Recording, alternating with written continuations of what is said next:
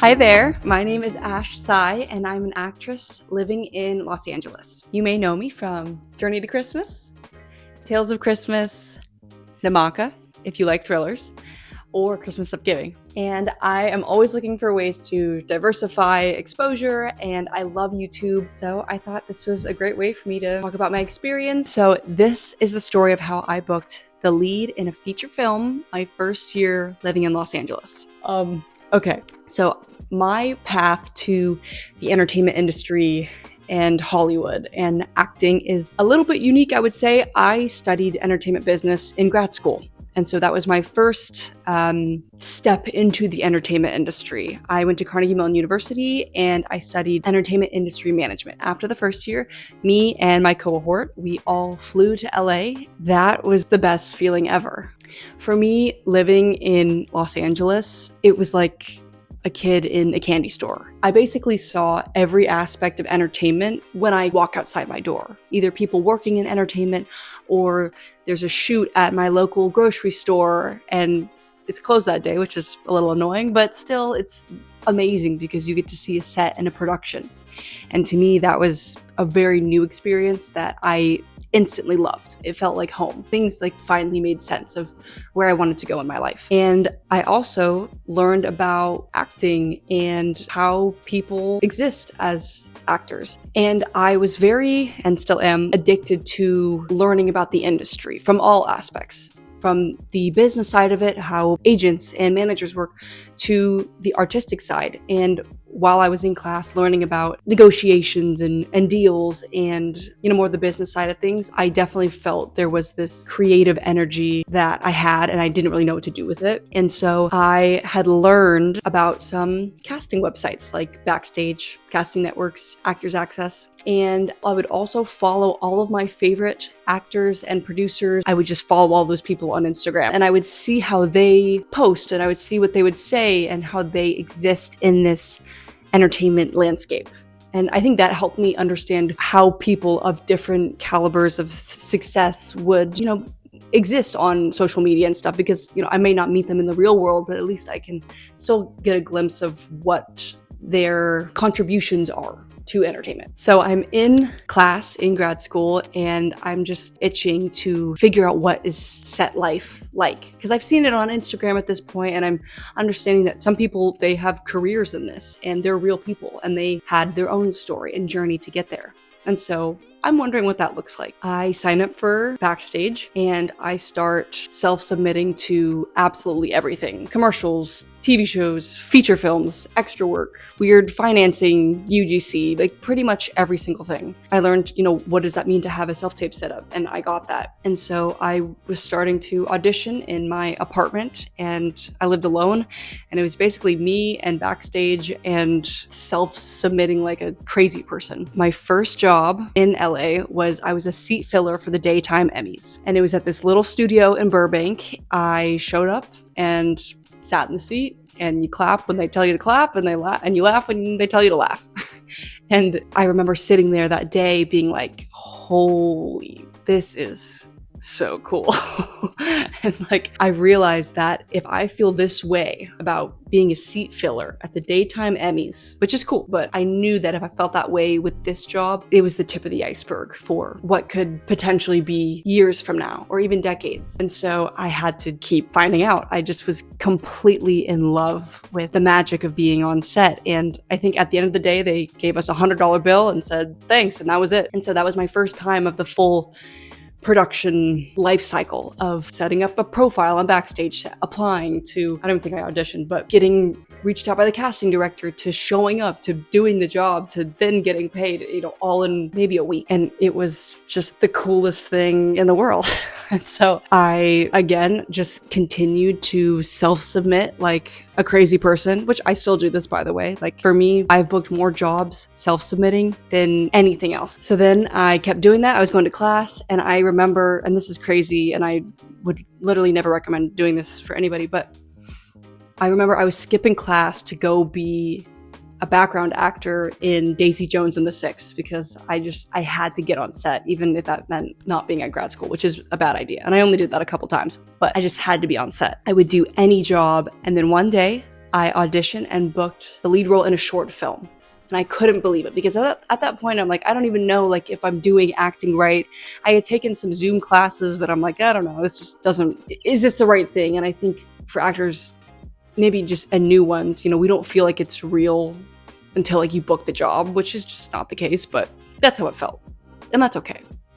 And so I booked the lead in a short film. I was terrified and so excited. And then I just, every day I would continue to self-submit and audition as much as I possibly could. One day auditioned for a feature film, which at the time I didn't even realize that feature films could be on Backstage, because you would think they're only being cast out of Netflix, or, you know, I didn't have any concept of Breakdown Express or, you know, agents and managers of what they could get you and stuff like that. I auditioned for the lead role in this feature film. And I was like, there's no way I'm gonna get it. I have minimal to zero experience. I knew at the time, don't put daytime Emmy seat filler on my acting resume. I did know that, so that's a good thing. I do the audition anyway, of course. And I get an email back from the production. And they said, hey, we'd like to do a callback. We just wanna check the dates, that it's this day through this day, 2-week shoot. And I saw that the dates were the same exact dates as the short film. And I was so sad, you know, but also I didn't get my hopes up anyway, because I didn't think that I would ever have a shot at this because my true lack of experience at the time. So then I emailed them back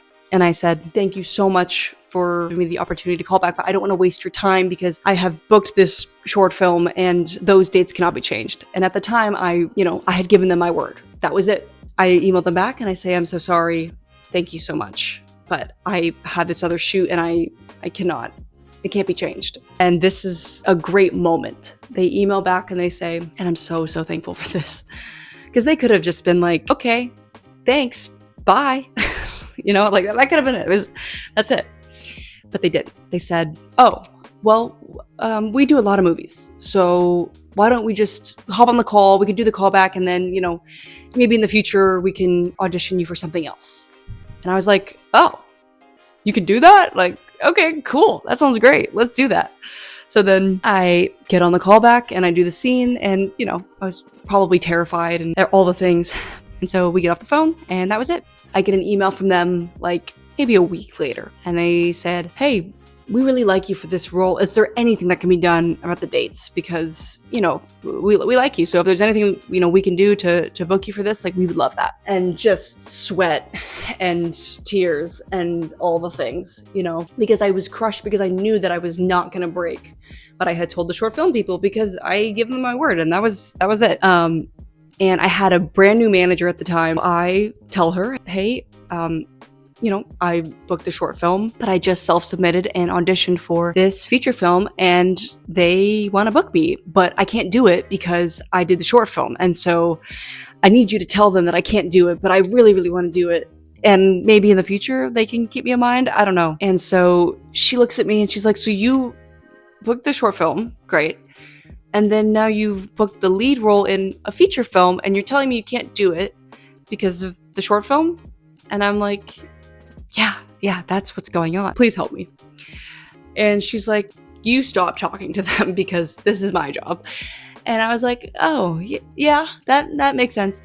And so I give her their emails and phone numbers. She does what managers do. They negotiate. And I didn't really have a concept of that or what that looked like with schedules and stuff like that. I kind of, you know, and I was also younger and I was just naive and didn't understand that things could be worked out. And so she comes back and she goes, you're going to do the movie. You're going to be the lead. And I, crying, sweating, all the things. And she got the short film people to move their shoot, and she got the feature film people to also adjust and move some of their days.